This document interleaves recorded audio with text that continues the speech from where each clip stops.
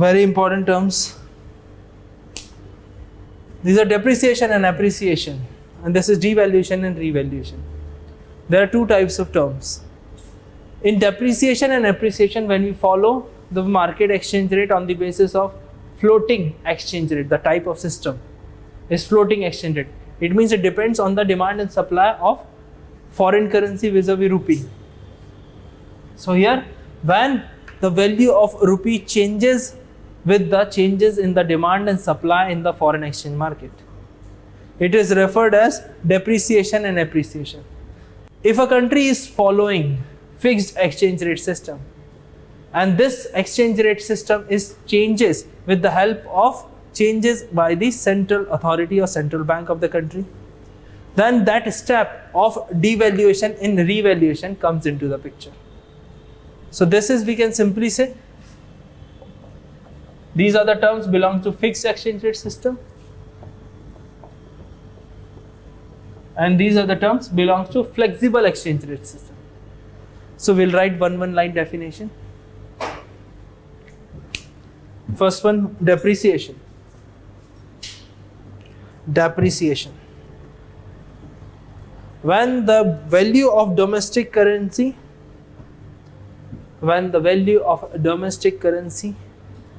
declines, with respect to foreign currency,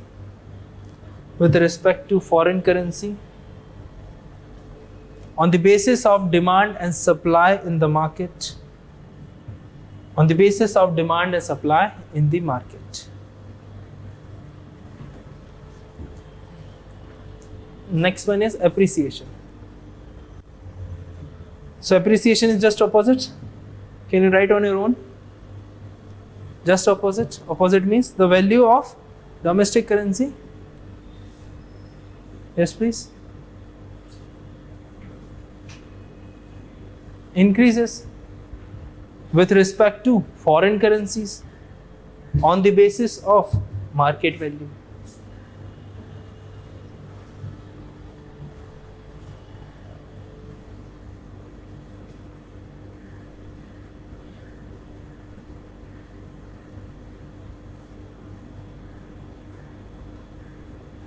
Done? Now next term is devaluation.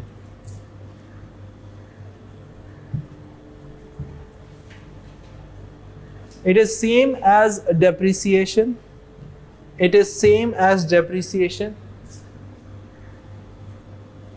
But it is done by central bank of a country.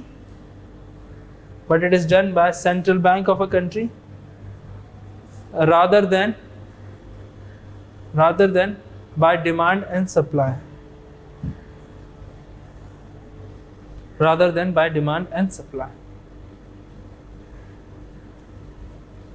Next is a revaluation. So again, you can write the opposite of devaluation. It means it is, yes please, it is same as appreciation,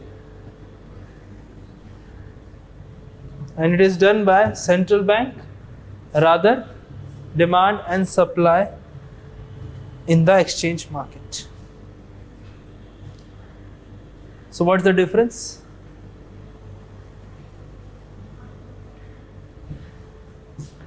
That's because of the control. Difference is simple, just because of the control. So in future, you will not experience any kind of devaluation in Indian rupee, because we switched from fixed exchange rate system to flexible, and there are n number of between, like crawling peg, etc. There are n number of dirty float also. So there are different kinds of exchange rate, but more or less managed float is the middle version. Any doubt regarding this?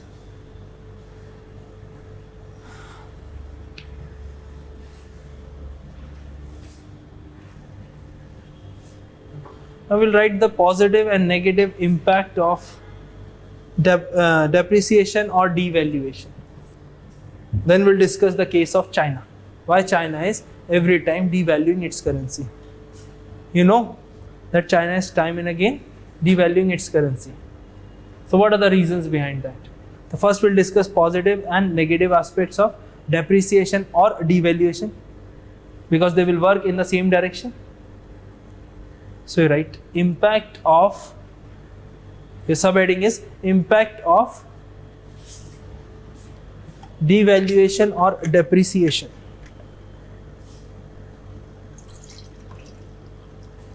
First one, first here is your positive impact.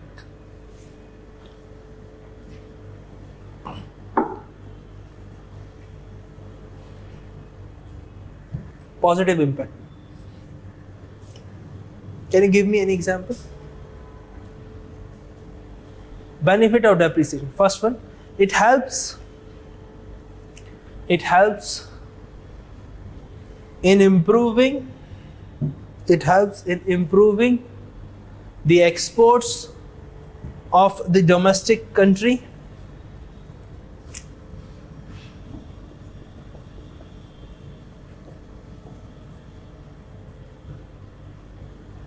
Now just understand this particular statement. Exports will go up. It means whenever you will depreciate your currency, your exports will get a boost. How? Suppose for example, rupee 65 a dollar. This was the previous rate, previous average rate we can say. If we calculate the average of around 10-15 days, last 10-15 days, it will come around 72. So if you are exporting in the month of June and the month of September, obviously in September you will get more rupee for every dollar. Suppose you are exporting goods worth of $100.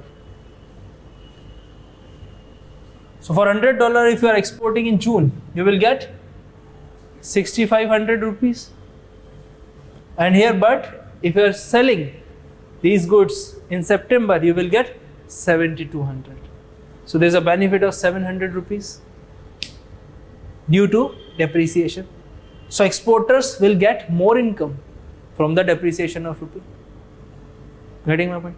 I've written one article in the Journal of South Africa, and I'm about to receive a payment of $121 on 22nd or 23rd of September.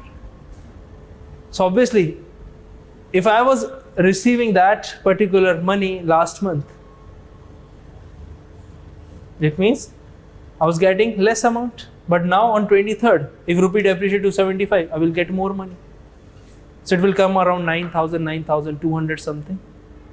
Previously, when I wrote article at that time, I was expecting around 8,500 something, 8,800.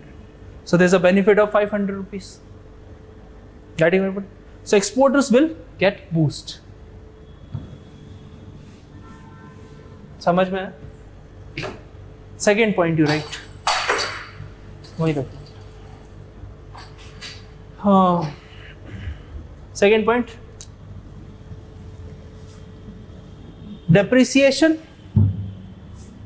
of rupee discourages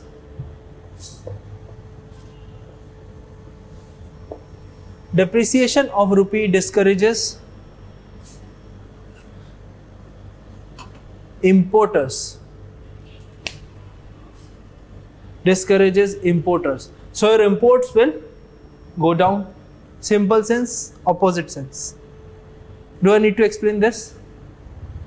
It means whenever you are importing, suppose for example I am importing some goods of $100. Previously I was paying 65 per dollar. Now I have to pay 72 per dollar. I have to pay extra. So here 6,500 to 7,200. Difference comes out 700 rupees. I have to pay more. So it will discourage imports.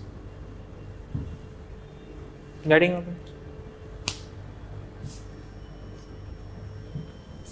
Next point. It will be helpful in improving. Next point. It will be helpful in improving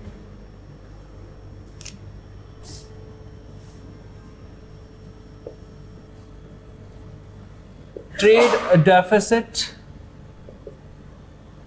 and current account deficit.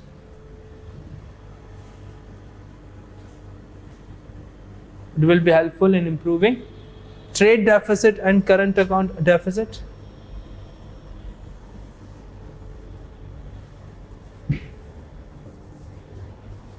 I'll explain this later because I have to discuss what is current account deficit, what is trade account, what is balance of payment in today's class.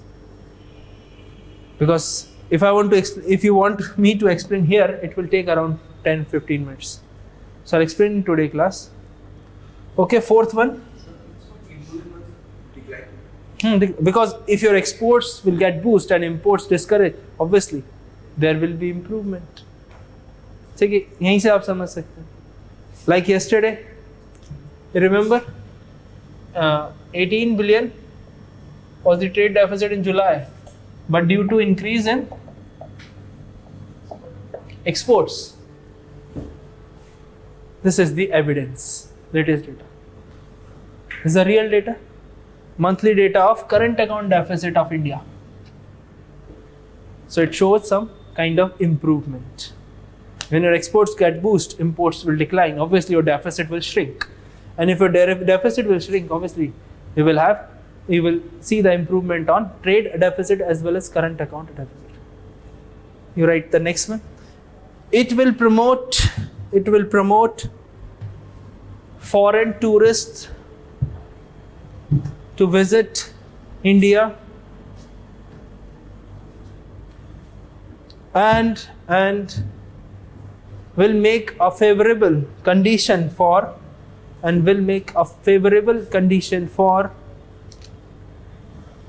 inward remittances.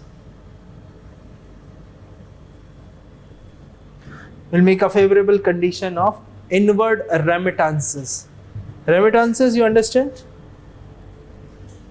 India is the topmost country in the world in receiving remittances. All-time highest is a 70 billion US dollar. All-time highest in the world. When we see the second country is around 62 billion. That is India. That is China. And third one, any guess? Philippines. 28 billion. Philippines. Now you can see the difference. 1, 2, and 3. It's a big gap. Current figure is around 64 billion of India. Current figure. But this is all-time highest achieved by India. 70 billion US dollar. Inward remittances. Inward remittances means people working in Gulf countries, people working in Middle East, people working in United States, working abroad like Australia and European Union countries. They are continuously sending money to India. So India is receiving around 70 billion in terms of these foreign inward remittances. So write the next one.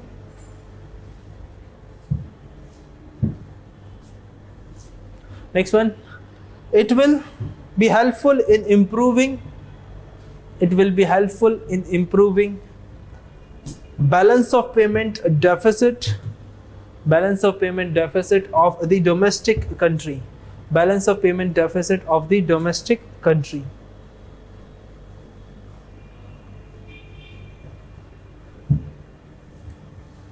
So balance of payment deficit of the domestic country.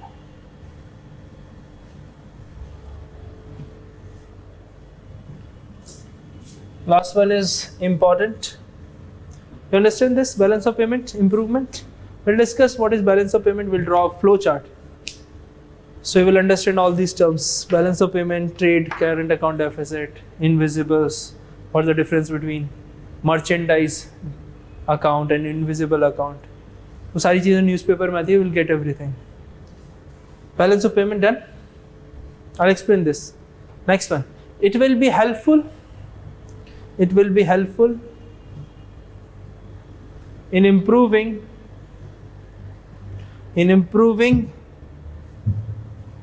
the domestic economy,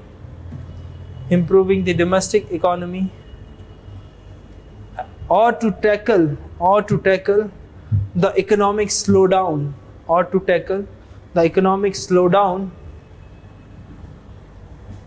of domestic economy.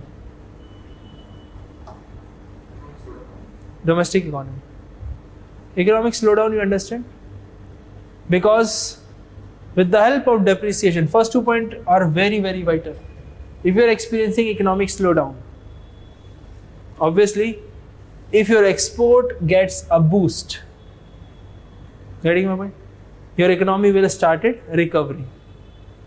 And the effect of depreciation is first on exports, then ultimately it will replicate to other.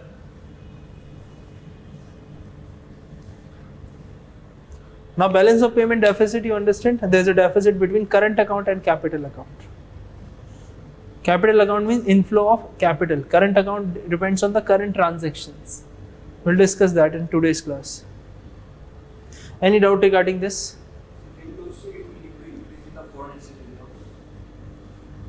Because you will receive. You can write. It will help in increasing foreign exchange reserves. Write the next point. It will increase the foreign exchange reserve. But that point is implicitly included in your fifth point. That is why I have not dictated separately. Implicitly included in BOP. Because balance of payment situation improves means obviously your foreign exchange reserve will go up. India experienced balance of payment deficit in 1991. Why? Due to low foreign exchange reserves.